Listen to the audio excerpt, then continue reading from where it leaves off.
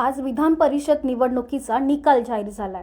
धाराशिव विधान परिषद मतदारसंघातून निवडणूक लढवलेले भाजपचे बसवराज पाटील यांचा विजय झालाय।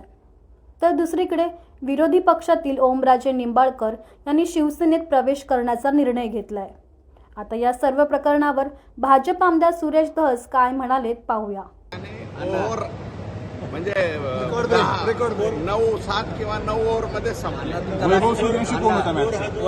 कोट्यात काही नसतं, सूर्यवंशी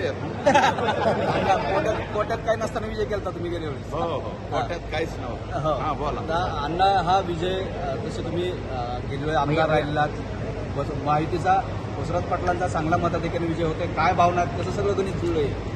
हे राज्याचे मुख्यमंत्री आदरणीय देवेंद्रजी फडणवीस साहेब, राज्याचे उपमुख्यमंत्री एकनाथरावजी शिंदे साहेब, आदरणीय सुनेत्राताई पवार आणि संपूर्ण महायुती माननीय आठवले साहेब, RPI या सर्व महायुतीचे उमेदवार आदरणीय बसवराजजी पाटील साहेब या ठिकाणी उभे होते आणि बसवराजजी पाटील साहेब हे काय पहिल्यांदा निवडणूक या ठिकाणी लढवत नव्हते।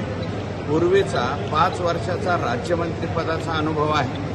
3 वेळा विधानसभेमध्ये ते औषधातून 2दा आणि मोरग्यामधून 1दा असे 3 वेळा सभागृहामध्ये ते गेलेले आणि यावेळेस वरिष्ठ सभागृहामध्ये जातात। त्यांचं स्वतःचं व्यक्तिमत्व, वागणं, बोलणं आणि इतरांशी संबंध, अदृश्य हातांशीही संबंध असल्यामुळं हे मतदान जे आहे ते सर्व घटकाचं या ठिकाणी मतदान बसवराजजी पाटील साहेबांना पडलेलं आहे आणि एक उत्कृष्ट उमेदवार जे सगळे आणि महायुतीतल्या सगळे आमदार, खासदार, सर्व काही जे आहे सर्वांनी सहकार्य केलेलं आहे। याच्यामध्ये कोणालाही आणि आमचे भाजपाचे म्हणजे 3 जिल्हाध्यक्षापैकी 1 जिल्हाध्यक्ष तर स्वतः बसवराजजीच आहे।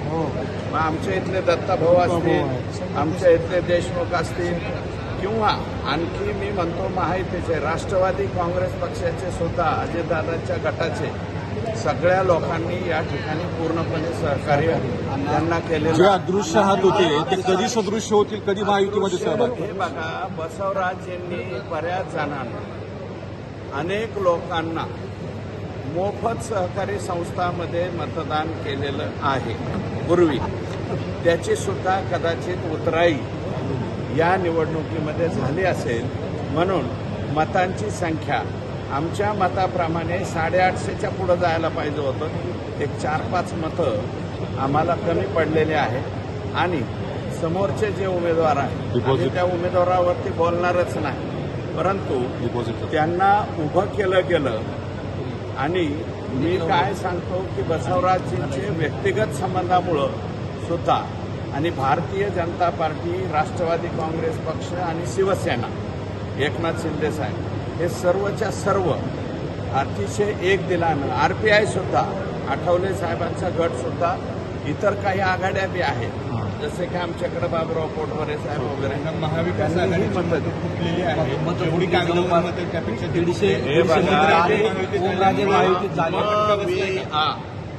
150 का फुटली हे मविआंच्या नेत्यांना विचारा। नाही, मी त्याच्याबद्दल आता बोलणार नाही, त्यांचा निर्णय काल झालेला आहे। त्याच्यामुळं ओमराजे साहेबांचा निर्णय काल झालेला आहे, काल त्यांनी डिक्लेअर केलेलं आहे। अगोदर विनाकारण कोणाचेही नावं बदनाम करण्याचा आमचा इरादा नाही।